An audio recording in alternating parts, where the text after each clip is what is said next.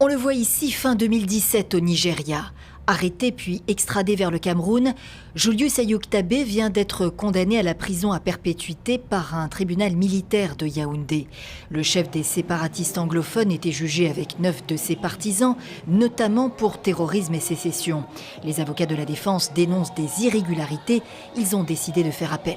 On a vu ça comme une parodie de justice et on ne voulait pas être des accomplices de cette parodie. Une des choses la plus importante, c'est de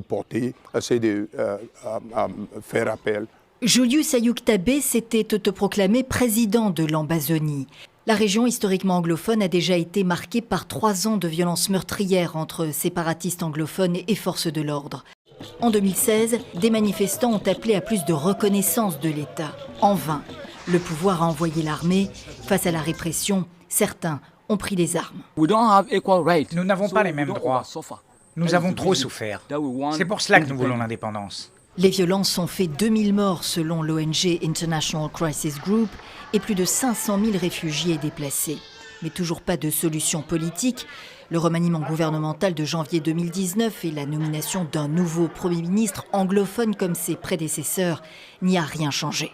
Il n'y a pas eu une démilitarisation, il n'y a pas eu un désarmement, il n'y a pas eu de dialogue, il n'y a rien eu. Finalement, aujourd'hui, nous voyons qu'il y a eu la condamnation d'Ayuk-Tabe. Donc, vous voyez, donc, le Premier ministre est entièrement vidé de sa substance parce qu'il ne peut pas être architecte de quelque chose qu'il ne contrôle pas.